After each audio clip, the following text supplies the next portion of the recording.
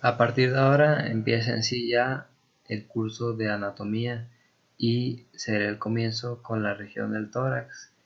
El tórax contiene a los órganos importantes que son el corazón y los grandes vasos, la tráquea, el esófago, troncos linfáticos y los pulmones.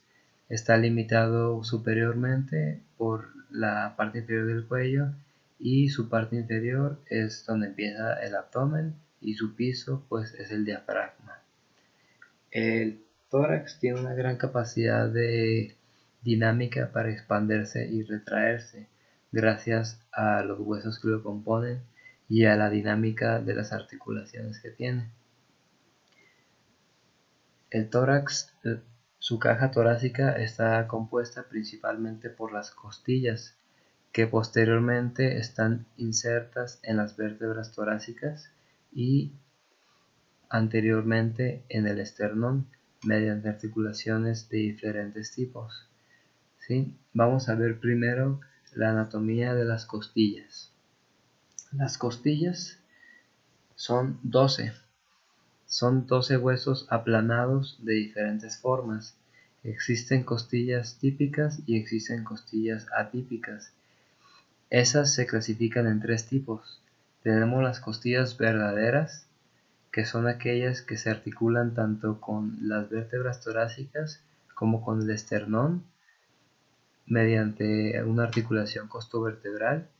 Tenemos a las costillas falsas, que son la 8, la 9 y la 10, que se articulan posteriormente con la columna torácica y anteriormente se articulan con los arcos costales de las costillas verdaderas superiores, formando el arco condral.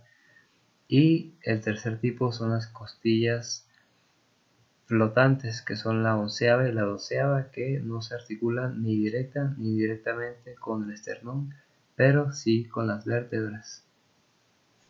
Bien, las costillas sirven de sitio de inserción para muchos músculos, por ejemplo, para los músculos pectorales, para los músculos serratos, para el músculo escaleno anterior, para los músculos de la pared abdominal, para músculos de la espalda, en fin.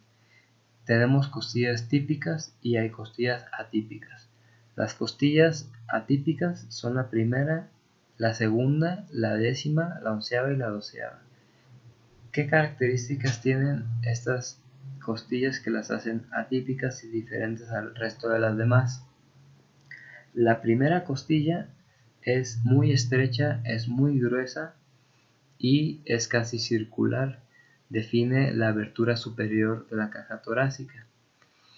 Esta tiene como característica atípica que en su articulación con la primera vértebra torácica solamente se articula una cara costal con una cara costal en la vértebra, a diferencia del resto de las costillas típicas que tienen 2 carillas costales separadas por una cresta. Además, la primera costilla tiene 2 surcos, que son generados por los vasos subclavios, y además entre esos surcos tiene un tubérculo en el cual se inserta el músculo escaleno anterior del cuello. Bien, la segunda costilla, es atípica también.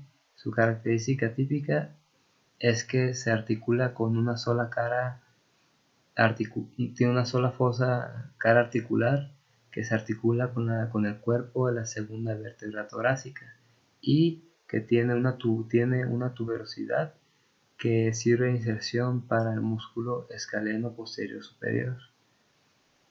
Bien, el resto de las costillas típicas, que son la tercera, la cuarta, la quinta, la sexta, la séptima, la octava y la novena, tienen ciertas características similares, y es que son costillas primeramente que tienen una cabeza con 2 carillas costales divididas por una cresta. La carilla costal superior de cada cabeza de cada costilla se articula con la fosita inferior, la fosita costal inferior del cuerpo de la vértebra superior, que lleva cuyo número vertebral corresponde al número de la costilla, y la fosita inferior de la cabeza de la costilla se articula con la fosita superior de la vértebra inmediatamente suprayacente a ella. Bien, entre la cabeza, luego tiene un cuello y luego el cuerpo. Hay un tubérculo en el cual se inserta el ligamento costotransverso, que une a la costilla en esa parte con la apófisis transversa de la vértebra. Después el cuerpo es alargado y plano y forma el ángulo anterolateral cuando la costilla pasa de la espalda hacia la parte delantera. Bien, estas costillas típicas se van a articular al esternón mediante articulaciones costocondrales, ¿sí? Que le van a dar la característica a la caja torácica de expandirse como un tambo de agua, y también debido a que las articulaciones costovertebrales permiten un eje de movimiento circular, hacen que el tórax pueda realizar movimiento tanto de expansión hacia los lados como anterolateral, de manera que se insufla a lo máximo a la hora de que se inflan los pulmones. Luego, las costillas 10, 11 y 12 son atípicas en que únicamente tienen una cara costal que se articula con una cara costal única en el cuerpo vertebral de las vértebras 10, 11 y 12. Y las vértebras torácicas, las 12 a las que se articulan las costillas, son típicas todas. Todas presentan un cuerpo vertebral, entre los cuerpos vertebrales discos cartilaginosos. Todas presentan dos apófisis transversas, una apófisis espinosa, dos apófisis articulares superiores y dos apófisis articulares inferiores. Ahora, las costillas primera y la segunda, la décima, la undécima y la doceava presentan carillas para la articulación con las cabezas de las costillas, presentan solo una, pero el resto de los cuerpos vertebrales presentan dos semicarillas bilaterales, dos a cada lado, una superior y una inferior, de modo que las cabezas de las costillas se articulan entre la fosilla articular de la vértebra superior y la hemicarilla articular de la superior de la vértebra inmediatamente inferior, y también abarca el disco intervertebral.